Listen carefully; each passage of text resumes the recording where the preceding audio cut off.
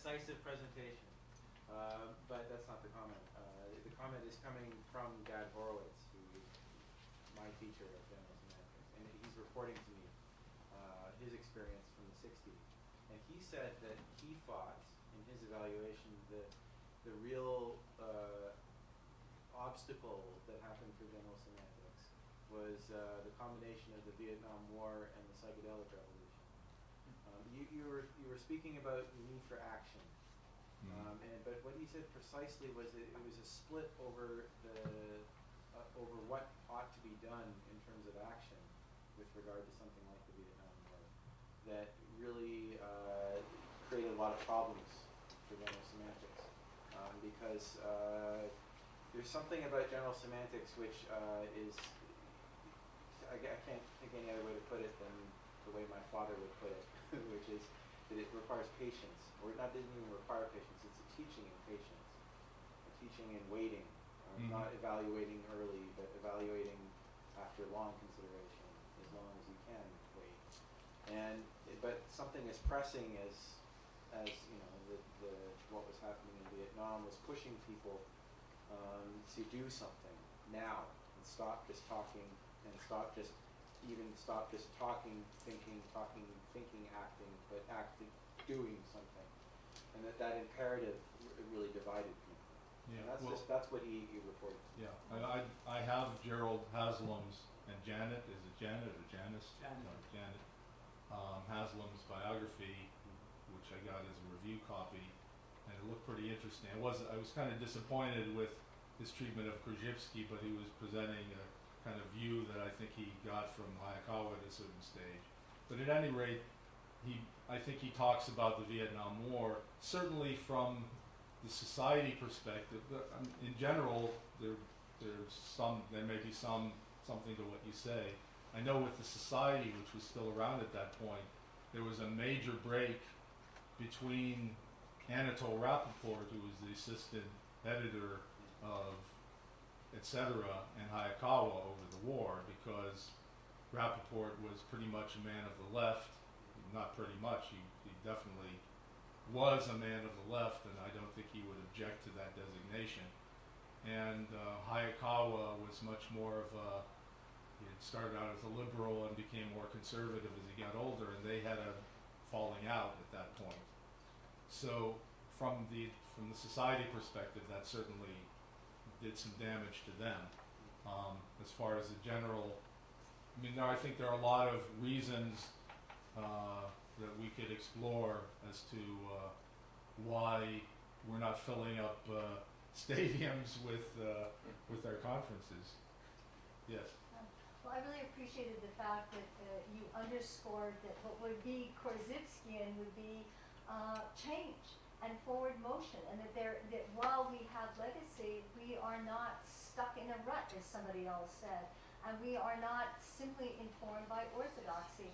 I just wanted to remind you of that wonderful discussion that Bob Hula and I had back and forth over the, in quotes, feminism and feminist glossary, and questions that I had, for example, about even the title of some of Korzybski's works and some of the statements that he did in terms of women, manhood of humanity, and why that was used.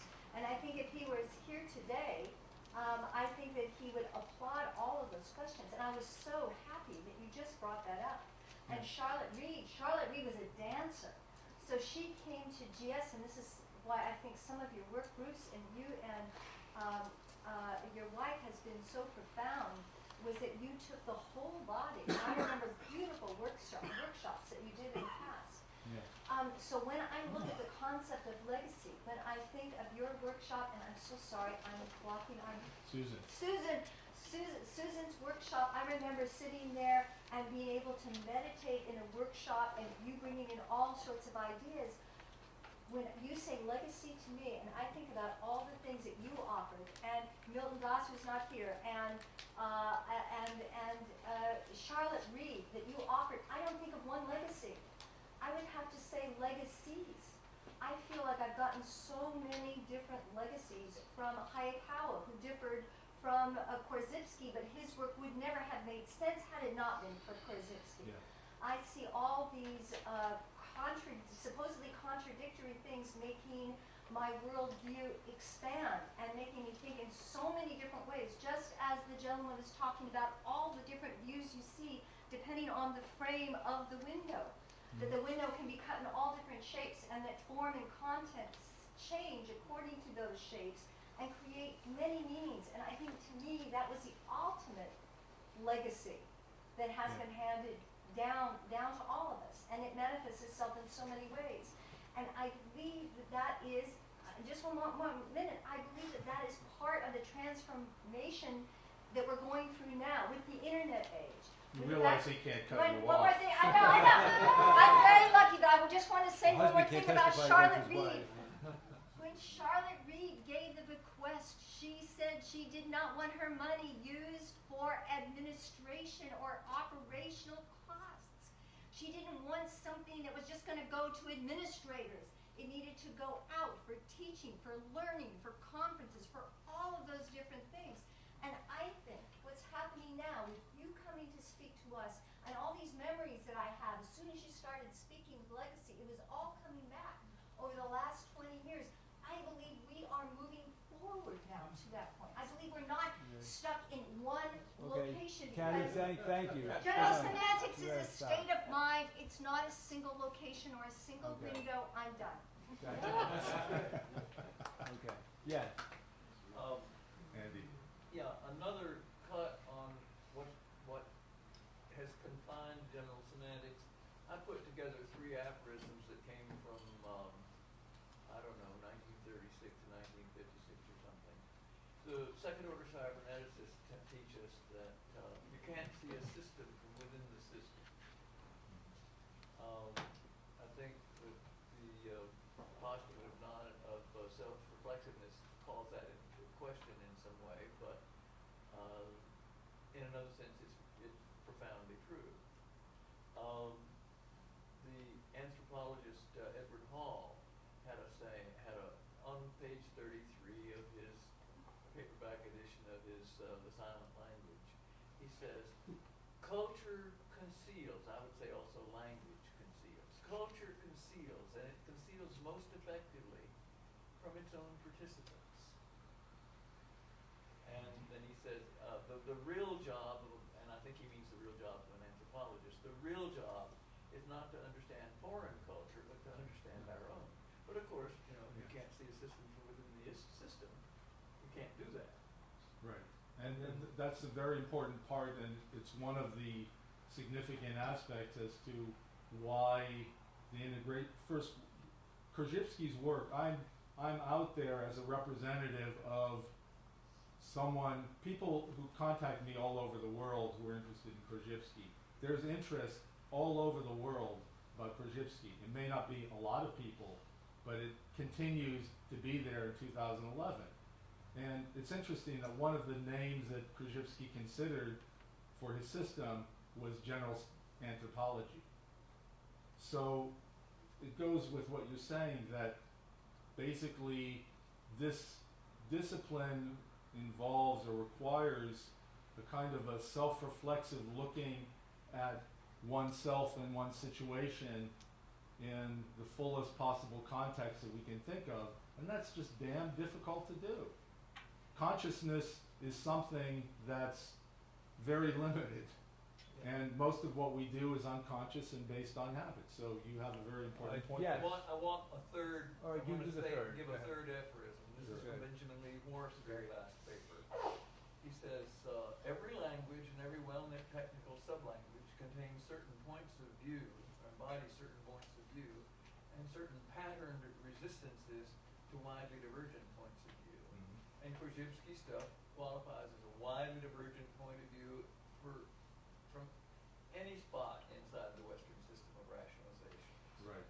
And so just a point on that Korzybski was, in his time, he was assessing what he called non-Aristotelian trends and movement in the general culture. He never claimed that he invented all this. He was trying to create some kind of framework where these variant thinkers that had developed, like Worf and Hall later on, they were coming to this kind of point of view. And Korzybski was just trying to synthesize this in some way. And that's what, for me, what makes his work so powerful is that it's possible to use it as a framework for exploring a lot of very interesting and divergent thinkers and theories and sciences and so forth that Korzybski didn't necessarily invent. But it's a useful system for putting those kind of things together. Okay. Yes. Okay. But he's Oh, a master go of ahead. ceremonies. Oh, sorry. I did, at the risk of sounding really heretical, I think we need a new name for general semantics. You know, never the same river. I just think it sounds so cerebral, and the words are meaningless to the general population. Really, I mean, general semantics. They're not heretical at all, by the way. What did, Yeah, what did something- Korzybski think of something the name grabby? of the guy? I wrote about this in the chapter, I can't remember which chapter, but it's the kind of where I'm summarizing how he put together and what he put together in Science and Sanity. And I give a little bit of history of the usage that he made of semantics and general semantics in his work to the end of his life. And you can actually do content analysis quantitatively, which I didn't do because it's fairly obvious if you look at his his writings and the evolution, that he was moving away from even using the word semantic as a term for evaluational. In the last, just before he died, there was a lot of concern about that and the confusions related to the name, and some of his closest students were thinking about it, and then he was such a force of nature that basically when he died, it was kind of hard to find a replacement. No, there wasn't a replacement. And so that was left aside. And it's interesting, much later on, when I was on the board of trustees of the Institute, and I was on the board for many years, and then I resigned in 2004 when I started this book, because I just didn't have the time to devote to doing whatever work to do.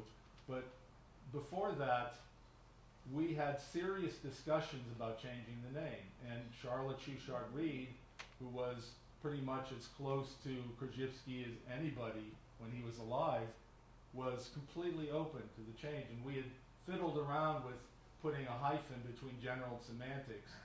It was just a very bad choice from a rhetorical point of view. From a rhetorical point of view, to pick two words as a name for a discipline, let alone general semantics, a word that was connected so closely with language and linguistics in the way most people think about it. And it really narrowed. I have a different attitude now about Hayakawa and his work than I did previously, because the real problem for me was not a problem of Hayakawa's formulations, which have been very useful to many people. But there was personal problems between the two men that I discuss in the book. So basically the beginning of the error began with Korzybski and his choice. And he wrote this book, Science and Sanity, with a great deal of struggle, and he did what he did. And on my card, I'll give you one of my cards, I put general semantics always in quotes, and I call what I do, I prefer what Bois came up, the term that he came up with, epistemics, is really a shortening of applied epistemology. That's what I use. But for historical purposes, I talk about general semantics to start with. But I try to put it in quotes. Okay, yes. Two things. Richard. One is, you're the first one I've heard pronounce his name, and I think is an original way, or an authentic way. You pronounce it Korzybski. Is that how he pronounced it? Yeah, that's a Polish pronunciation. Because everybody I have ever heard has always said Korzybski. That's acceptable. Okay. That's, Yeah, I know, but I'm going to say it your way from now on. I learned how to read Polish for the research for the book, and it's interesting. When I meet somebody with a Polish last name, I'll give the Polish pronunciation, If the person has been here, their family's been here for a couple generations, they don't know what the hell I'm talking about. So Korzybski, if that's how you'd say it, is an acceptable variant. I just Yeah. have one more comment. You were a student of S.I. Hayakawa. Yes, I wanted to add that a lesser-known general semanticist I worked with, his name was Richard Dedering. Yeah. Gentleman. Say his name again, please. Richard Dedering. Thank you. He was masterful in this area. And he directed me at the time, because I was studying with Hayakawa and him, he said, read Bois, because he comes a little closer to what Korzybski's talking about. Yeah. And I was coming out of an English field, so Yeah. I was more concerned with Hayakawa at the time. Later, as I read it, and I read your book with Susan, and I thought, your wife, and did I get her name right? Susan, yeah. Yes. And the connection with epistemics and evaluation, Bois' connection also, yours with evaluation, and another one with methodology. So you know there's at least two heretics in the room? I usually do what Really? Bruce does, I introduce it. We have a heretical discipline here. That's it. I started out with general semantics as a name because that's what was kind of stuck. And then I moved to, I use an acronym GEM, just to make it sound nice. Yeah, great. What do I call it? General epistemology and methodology. And Tomorrow we're going to have a workshop on wither general semantics. So this discussion ought to be continued tomorrow, where we can talk about name changing, how we can go into the future, what the future is. So I hope we've whetted your appetite starting now. And I want to thank you, Bruce. And again, the book is outside.